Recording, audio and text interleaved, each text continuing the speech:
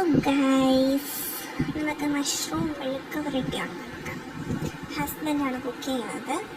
ഞാൻ ജസ്റ്റ് ഹെൽപ്പിന് വിളിച്ചതാണെങ്കിൽ പിന്നെ അങ്ങോട്ട് തുടങ്ങിയപ്പോഴത്തേനും മൊത്തമാണ് ഉണ്ടാക്കി.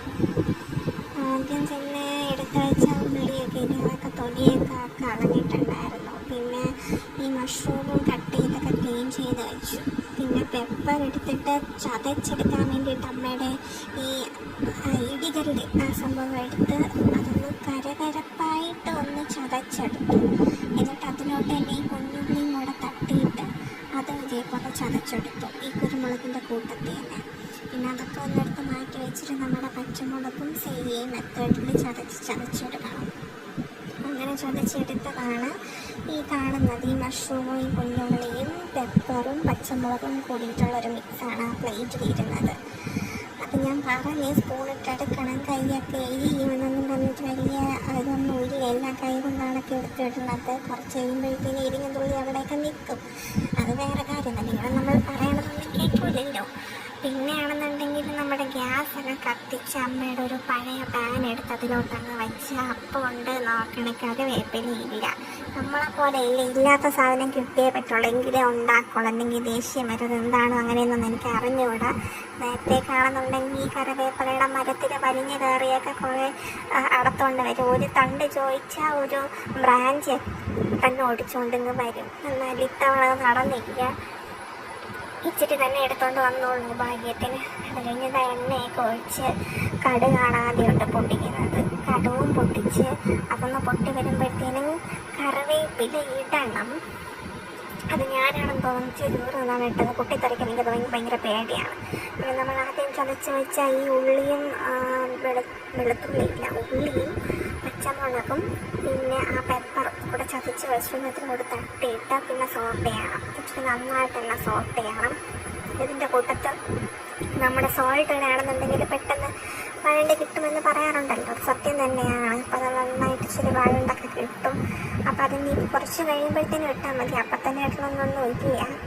ഇത് ഫുള്ള് എൻ്റെ ഭർത്തുവാണ് ചെയ്യുന്നത്. എന്നു വെച്ചാൽ എനിക്കുണ്ടാക്കാനാണ് ഇഷ്ടം. പക്ഷേ എനിക്ക് വയ്യാത്തത് കൊണ്ട് ഇച്ചിരി ഒന്ന് ഹെൽപ്പ് ചെയ്യാൻ വിളിച്ച് പിന്നെ പാചകം അങ്ങ് മൊത്തത്തിനങ്ങ് ഏറ്റെടുത്തതാണ് പുള്ളി. പിന്നെ റിഗ്രറ്റ് ചെയ്യാണ്ടി വന്നില്ല. സംഭവം ലാസ്റ്റ് ഉണ്ടായി കഴിഞ്ഞപ്പോൾ ഭയങ്കര അടിപൊളിയായിരുന്നു. അതുകൊണ്ട് പിന്നെ റിഗ്രഷൻ്റെ കാര്യമൊന്നും ഇല്ലായിരുന്നു. അത് കഴിഞ്ഞിട്ട് ഇതേപോലെ നമ്മുടെ ഉപ്പൊക്കെ ഇട്ട് കഴിഞ്ഞ് നോക്കിയപ്പം മഞ്ഞപ്പൊടി ഇച്ചിരി ഉണ്ടായിരുന്നുള്ളൂ. അപ്പം അത് വാങ്ങാൻ പോകാൻ വേണ്ടിയിട്ടൊന്നുമില്ല.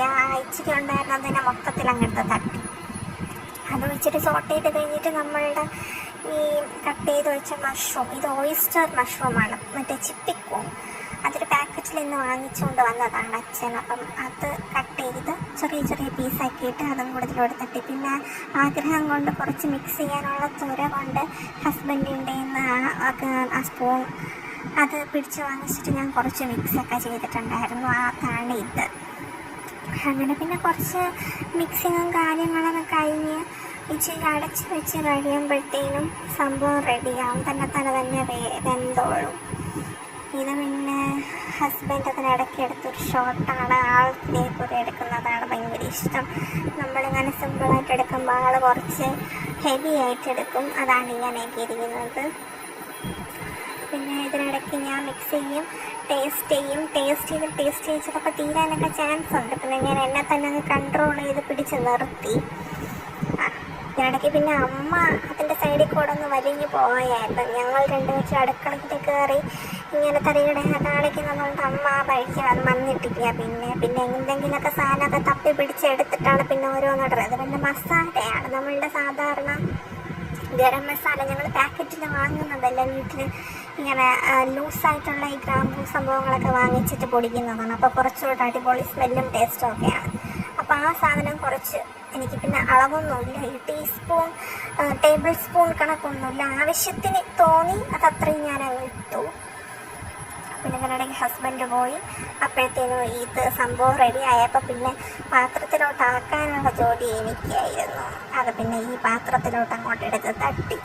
പിന്നെ തട്ടി കഴിഞ്ഞതേ ഓർമ്മയുള്ളൂ. അതങ്ങോട്ട് മാറ്റി വെച്ച് പിന്നെ ഫുള്ള് ചോറ് കൂടെയൊന്നും തിന്നാൻ വേണ്ടിയിട്ട് കിട്ടിയില്ല. നല്ല ഇറച്ചി ഇങ്ങനെ ഇരിക്കും, അതിൻ്റെ ആ ഒരു ടേസ്റ്റായിരുന്നു ഈ മെഴുക്ക് പുരട്ടിക്ക്. മെഴുക്ക് പുരട്ടി ആണെങ്കിലും ഒരു ചിക്കൻ റോസ്റ്റിൻ്റെ ഒക്കെ ഒരു സംഭവം ഉണ്ടായിരുന്നു ഇതിന്. അപ്പം അതൊക്കെ തട്ടിക്കൊണ്ടിരിക്കുകയാണ്. പിന്നെ ചോറിൻ്റെ കൂടെ തട്ടി കഴിച്ച് കുറച്ചതിന് മുന്നേ തന്നെ മുക്കാലും തീർന്ന്. അപ്പോൾ എല്ലാവരും ചാനൽ അപ്പോൾ സബ്സ്ക്രൈബും ലൈക്കും ഒക്കെ ചെയ്യണം. Okay, bye, thank U.